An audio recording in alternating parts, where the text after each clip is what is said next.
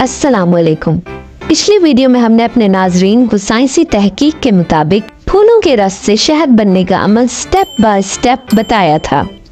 आज की वीडियो में हम आपको ये बताएंगे कि 1400 साल पहले ही कुरान पाक ने हमें शहद की मक्खी और शहद बनने के मुतालिक किस हद तक मालूमात दे दी थी। इसके अलावा हम आपको चंद और हैरान कुन हकाइक ऐसे भी बताएंगे जो आज इंसान को साइंटिफिक रिसर्च से मालूम हुए हैं, जबकि अल्लाह ताला ने 14 सदियां पहले ही हमें कुरान पाक के जरिए इनके मुतालिक बयान फरमा दिया था। इसलिए जरूरी है कि वीडियो को आखिर तक देखें। नंबर 1, क्या आपने कभी आसमान पर तैरते हुए बादलों पर गौर किया है, या आपने किसी वीडियो में किसी इंसान को पहाड़ पर चढ़ते हुए बादलों को छूते हुए देखा है? आपके ख्याल में बादलों का वजन क्या होगा? आम इंसान का यही जवाब होगा कि देखने में तो हल्के से लगते हैं, कितना ही वजन हो सकता है इनका ज्यादा से ज्यादा। तो सुनिए, कुरान पाक में सूरह राद में अल्लाह ताला फरमाता है, वही है जो तुम्हें बिजली दिखाता है इस हाल में कि तुम डरते हो या उम्मीद करते हो, और वो भारी बादल पैदा फरमाता है। इस आयत मुबारक में अल्लाह ताला भारी बादल का जिक्र फरमा रहा है, मगर क्या बादल भारी होते हैं? बिल्कुल, अगर कुरान पाक में बयान है तो जरूर होते हैं। आपको बताते चलें कि बादलों की इन इकसाम में से ये निस्बतन छोटा बादल क्यूमुलस क्लाउड है। इसका वजन 1.1 मिलियन पाउंड्स या 5 लाख किलोग्राम है। ये इस तरह है कि जैसे 100 अफ्रीकी हाथी हमारे सर पर तैर रहे हैं। आपकी हैरत में मजीद इजाफा करते हुए आपको बताते चलें कि ये निस्बतन सबसे बड़ा बादल, जिसे क्यूमुलोनिम्बस क्लाउड कहते हैं, इसका वजन तकरीबन 2 बिलियन पाउंड्स या 900 मिलियन किलोग्राम है, जो कि तकरीबन 2 लाख हाथियों के वजन के बराबर है। कितने कमाल की बात है कि कुरान पाक ने भारी बादलों का तस्वुर साइंस के मैयर करने से सदियों पहले ही दे दिया था। सुभान अल्लाह।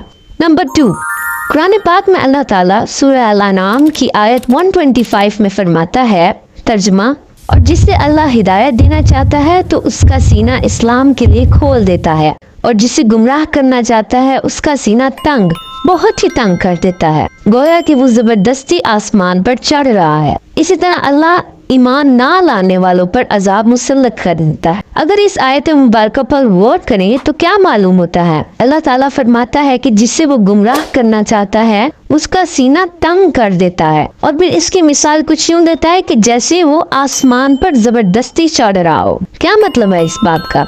आज की साइंस हमें ये बताती है कि ऊंचाई की तरफ जाने से ऑक्सीजन का लेवल हवा में कम हो जाता है, जिसकी वजह से घुटन और सांस बंद होना महसूस होता है, और ये ज्यादा खतरनाक हो तो मौत भी वाक़ई हो जाती है। इसलिए एस्ट्रोनॉट्स के सूट में ऑक्सीजन सिलेंडर्स होते हैं। सदियों पहले किसे ये मालूम था सिवाय माबूदे बरहक के? सुभान अल्लाह। नंबर 3, आज की साइंसी तहकीक हमें ये बताती है कि शहद बनाने की जिम्मेदारी फीमेल बीज या वर्कर बीज की होती है। मेल बीज या ड्रोन्स शहद बनाने की कुदरती सलाहियत ही नहीं रखते। ये तो आज इंसान की तहकीक बता पाई है, मगर 14 सदियां पहले ही कुरान पाक ने बता दिया था कि शहद मादा शहद की मक्खियां यानी वर्कर बीज बनाती हैं। सूरह नहल की आयत 68 में इरशाद है कि, तर्जुमा, और तुम्हारे परवरदिगार ने शहद की मक्खियों को इरशाद फरमाया कि पहाड़ों में और दरख्तों में और ऊंची ऊंची छतरियों में जो लोग बनाते हैं घर बना। फिर अगली आयत में अल्लाह ताला फरमाता है,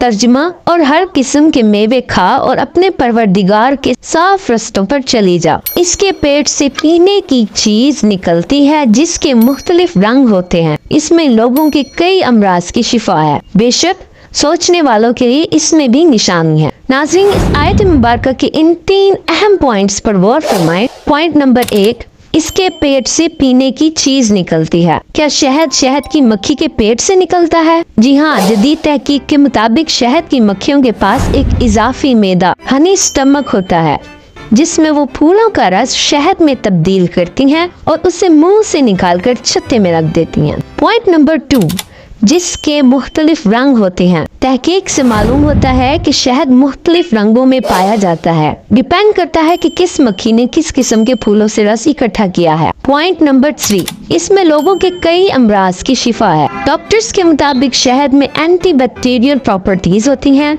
शहद खांसी, ब्लड प्रेशर और हार्ट हेल्थ के लिए बहुत मुफीद है और इसके अनगिनत फवाइद हैं। تو معلوم ہوا کہ اتنا اتھینٹک کلام صدیوں پہلے کسی انسان کا لکھا ہوا بالکل نہیں ہو سکتا۔ قرآن مجید ایک سچی کتاب ہے جو کہ معبود الہی کی طرف سے انسانوں کی اس دنیا اور آخرت کی زندگی سنوارنے کے لیے نازل ہوئی ہے۔ اللہ تعالی ہم سب کو قرآن پاک پڑھنے اور سمجھنے کی توفیق عطا فرمائے، آمین۔ آج کی ویڈیو کا فیڈ بیک کامنٹس میں لازمی دیں۔ خدا حافظ۔